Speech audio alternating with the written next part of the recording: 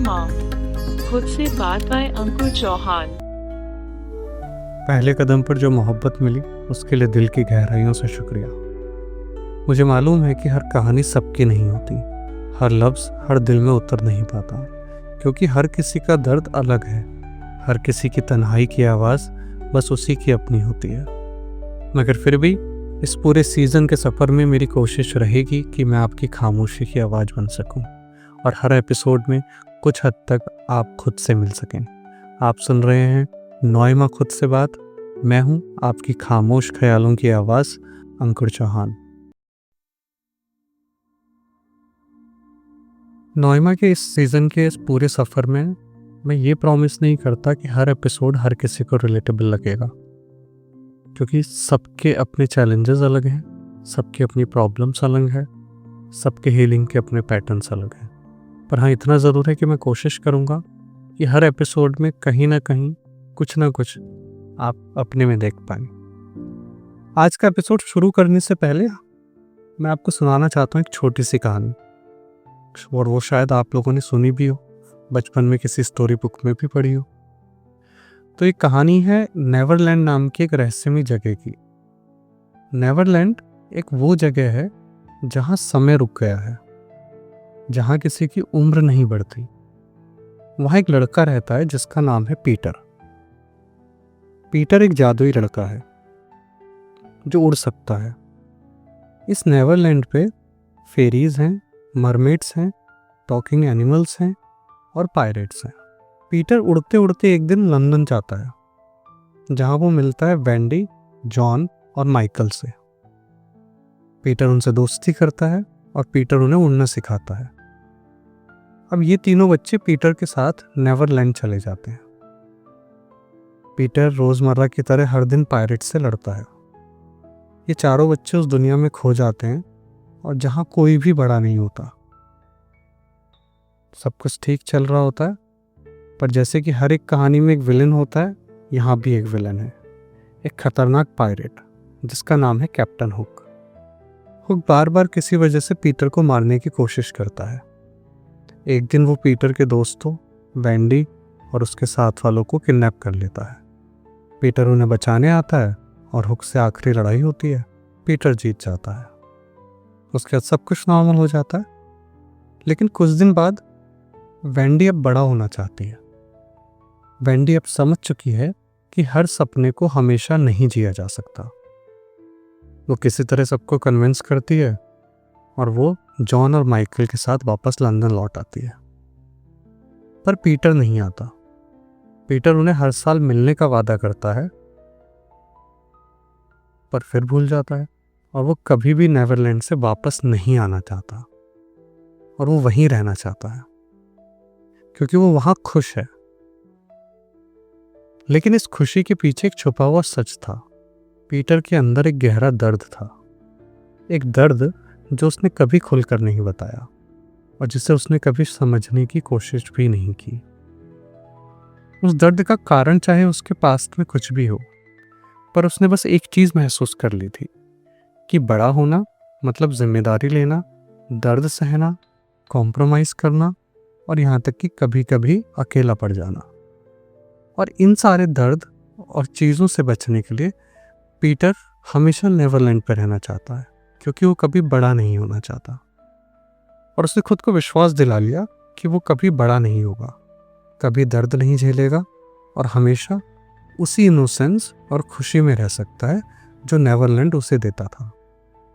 असल जिंदगी में जब हम अपने अंदर के पीटर को भी ऐसे ही छोड़ देते हैं, हम अपने दर्द, हमारी जिम्मेदारियों और हमारे रिश्तों से भागने लगते हैं। हम डर जाते हैं बड़े होने के बोझ से, डिसीजन लेने से और जिंदगी के रियलिटी चेक से।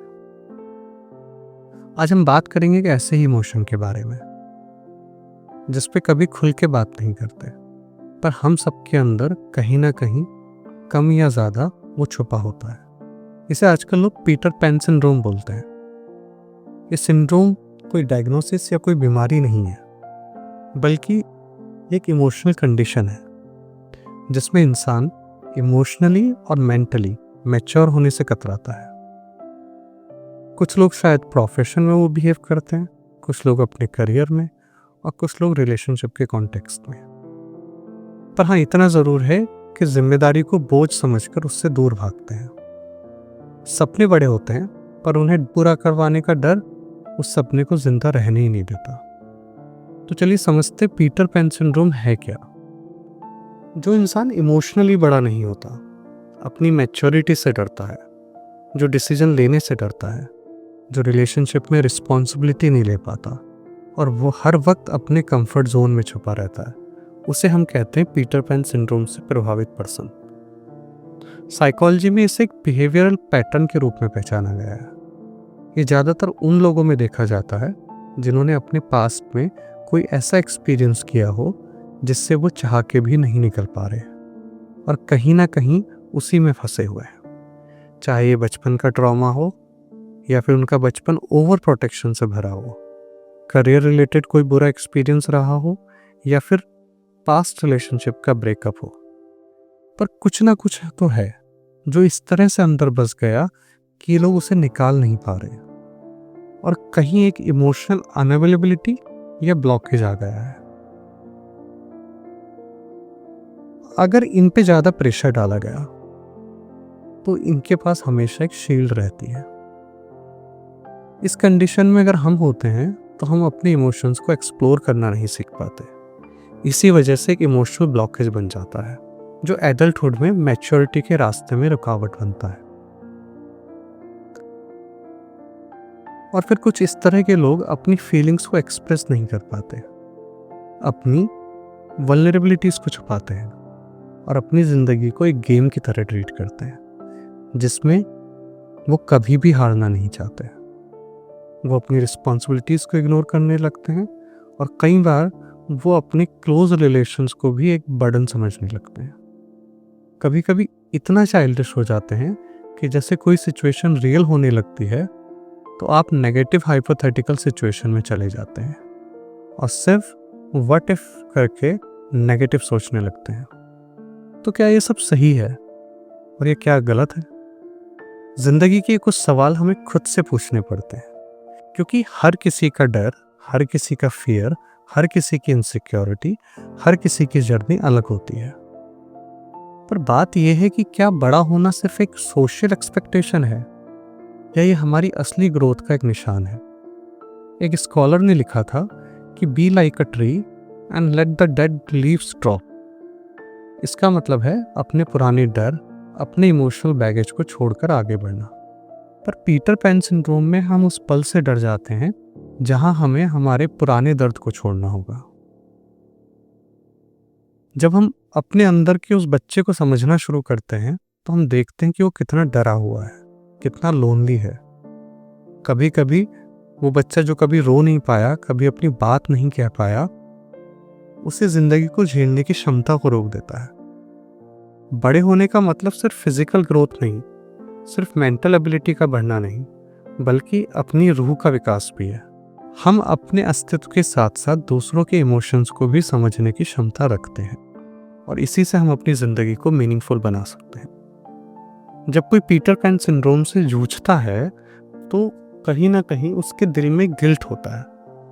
उस गिल्ट की वो आग जो कभी बुझ नहीं पाती, जो उसके सपनों को और कभी कभी उसके रिश्तों को जला देती है। कभी आपने सोचा है कि हम अपनी गलतियों को कितनी बार माफ करते हैं और अपने आप को कितनी बार नहीं? ये गिल्ट कभी हमें आगे नहीं बढ़ने देता और हमें लगता है मैं गलत हूं, मैं कभी ठीक नहीं हो पाऊंगा।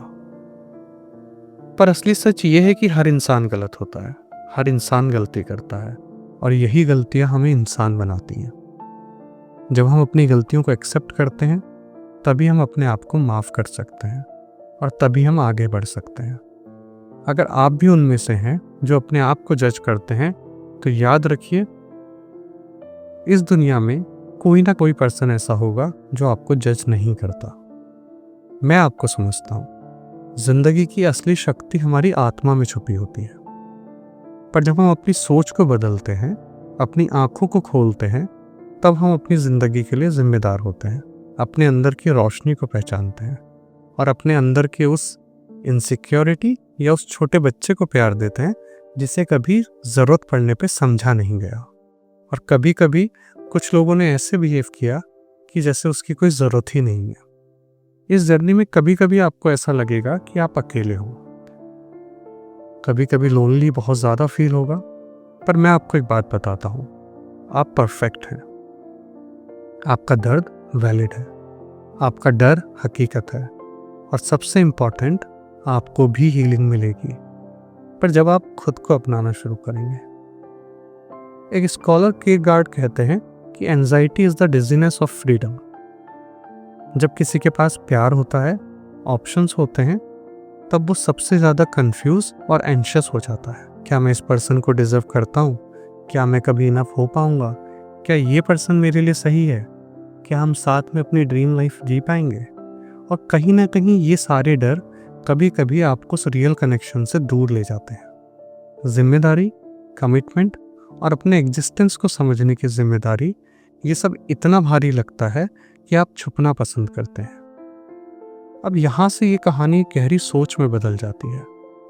जिंदगी में कई बार हम पीटर पैन बन जाते हैं। हम अपनी परेशानियों, अपने पुराने जख्मों से बचने के लिए एक नेवरलैंड की तलाश करते हैं। कहीं एक ऐसी जगह जहां हम मासूम रहें, खुश रहें और कभी जिम्मेदार ना बने। हमारा दर्द और डर असल में हमारे सोचने के तरीके से आता है। हम अपने डर को बढ़ाते हैं और उसे जिंदगी की हकीकत बना लेते हैं। ये डर, यही बचपन का दर्द हमें रोके रखता है। हमें नए एक्सपीरियंसेस, नए रिलेशंस, नई रिस्पॉन्सिबिलिटीज़ और नई अकाउंटेबिलिटी से भागने पर मजबूर करता है। हमारा दर्द हमारी असली समझदारी का दरवाज़ा है। ये हमारे अंदर छुपे हुए सच से मिलाता है और हमें बड़ा होने में मदद करता है, न सिर्फ फिजिकल बल्कि इमोशनली भी, और कहीं ना कहीं स्पिरिचुअल लेवल पे भी। जब हम अपने उस अंदर के बच्चे को जान पाते हैं और उस अंदर के बच्चे से प्यार करते हैं, तब अपने दर्द का सामना करते हैं।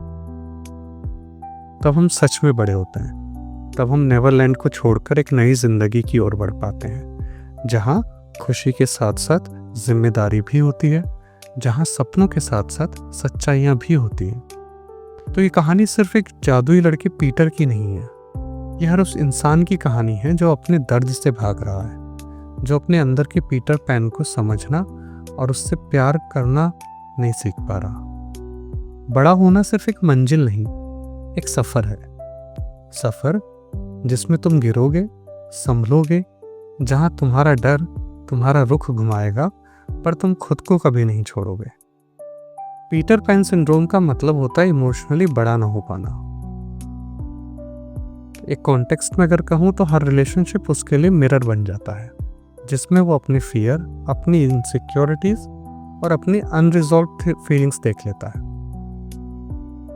पर जब हम अपने अंदर के उस बचपन को समझने लगते हैं, तब हीलिंग स्टार्ट होती है।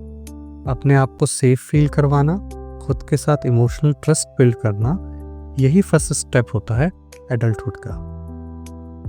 एकार्ट टॉली लिखते हैं कि you are not your pain, you are the awareness behind it. कभी कभी जब कोई इंसान रिश्तों में डीपली फील करने लगता है, उसे स्पार्क फील होने लगता है या फिर कनेक्शन फील होने लगता है, तो उसे ऐसा लगने लगता है कि वो कहीं ना कहीं डीपली कनेक्टेड होता जा रहा है। लेकिन जैसे ही बातें रियल होने लगती हैं, कमिटमेंट या इमोशनल इंटीमेसी की तरफ बढ़ने लगती हैं, तो अचानक से ये लोग कोल्ड हो जाते हैं और साइलेंट हो जाते हैं। ये साइलेंस सिर्फ कन्फ्यूज़न का नहीं है, यह है पास्ट एक्सपीरियंस की वजह से इमोशनल ब्लैंक बिहेवियर का, जिसे ये एक्नॉलेज नहीं करना चाहते, जिसने कभी ये सीखा ही नहीं कि प्यार के साथ वल्नरेबिलिटी भी सेफ हो सकती है। शायद वो आपसे नहीं बल्कि अपने से ही डर रहा हो और अपने ही डर से लड़ रहा हो। अगर आप आज भी अपने अंदर के उस छोटे बच्चे से या पास्ट एक्सपीरियंस से डरते हैं, तो याद रखिए, मैं आपको समझने की कोशिश करता हूँ। आपको आपकी हीलिंग का हक है और ये सफ़र अकेले नहीं, हम साथ चलेंगे। आप परफेक्ट हैं, आप काफ़ी हैं, आप अपने आप में कंप्लीट हैं, और ये ज़िंदगी, ये सफ़र आपके लिए है, आपके सपनों के लिए है, अपने आप को पाने के लिए है। तो याद रखो, तुम टूटे नहीं हो, बस एक हिस्सा है तुम्हारा जो कभी अकेला छोड़ दिया गया था, और तुमने उसे बचाने के लिए दीवारें खड़ी कर ली, खामोशियाँ ओढ़ ली, मगर अब वक्त है लौटने का, अपने ही दिल की ओर, धीरे धीरे, नरमी से, प्यार से, बिना इस डर के कि बड़ा होना आपकी मासूमियत को मिटा देगा। अब लौटो अपने आप में, अपने ही उजाले की तरफ, जहां तुमसे कोई सवाल नहीं करेगा। तुम कैसे हो, कौन हो, ये नहीं पूछेगा, बस वो महसूस करेगा और तुम्हें याद दिलाएगा कि तुम जैसे भी हो, बस वो तुम हो। क्योंकि सच ये है कि तुम कभी टूटे नहीं थे, तुम बस रुके हुए थे, इस इंतज़ार में कि कोई तुम्हें फिर से तुम्हारी ही बाहों में लौटा दे। तो बस निकालिए अपने उस डर को और कोशिश कीजिए आने वाले कल में नए एक्सपेरिमेंट्स करने की और अपने आप को नए ढंग से समझने की, क्योंकि जो छूट गया वो छूट गया।